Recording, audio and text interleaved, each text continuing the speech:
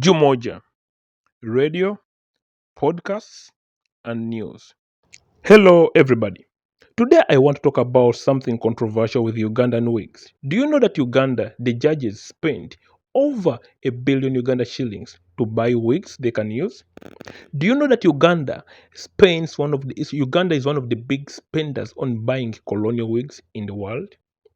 Uganda again spends close to 2 billion Uganda shillings. That is over 500,000 US dollars to buy 76 wigs that are needed for the judges. To buy again 76 wigs and attire needed for the judges. What does it speak to you? You see, the judges in Uganda, I don't know what's special about this wig. That can be made for less than 50 US dollars in China. Even in Uganda, this wig can be made. But they want a special wig that is made in England. Do you know that England, this is one of their most profitable businesses? They buy this wig, somebody that they buy it from England and sells them to Uganda. A wig costs only a wig costs close to 10,000 US dollars. But also the wigs are exported from England. They can't be exported from anywhere else. Because if, for example, a wig is exported from China, the judges don't feel proud. The judges are proud of wigs made in England because it makes them feel proud. Also, judges say they want these wigs because people fear them when they put on these wigs. Because the judges are old, they still that have old mentality where they think they are going to be feared because they have a wig. The new generation of Uganda has changed. They don't fear you because you have a wig. You old judges that are in bad shape with big stomachs, tumbo kubwa. At least if you spend this money on a gym, you can build a gym with 500 US dollars. A super gym that you guys can go to at least to improve your health. You colonial mentality, myopic judges. You understand? Not only that, all this 500 spent, they can build a small healthy facility in a country like Uganda. But they're spending money to buy wigs that they deposit off instead of building or even buying Swahili books. I'm a person who pushes Kiswahili to be taught. They don't have enough textbooks for Kiswahili. 500,000 US dollars can print and make a lot of textbooks that are going to be free for all kids in secondary and primary schools in Uganda. But these judges with their tumbo kubwas,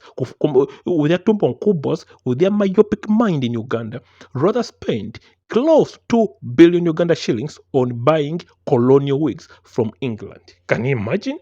Instead of building a small health facility, instead of building that 500,000, that it can build free gyms in every region in Uganda. It can build a gym in northern Uganda, eastern Uganda, central Uganda, and eastern Uganda. It can build a super gym everywhere. But today, if you look at Uganda, it is in the sorry state. Yet 500,000 is spent, 500,000 US dollars is spent on colonial wigs from England. These judges, sometimes I look at them and I even feel pity because all of them, if you look at them, they have big stomachs, they're in poor shape. Let them just spend this money on a gym where they can go work out. You understand? They are proud of these wigs. I don't even know how uncomfortable this wig is that they put on the heat in Uganda.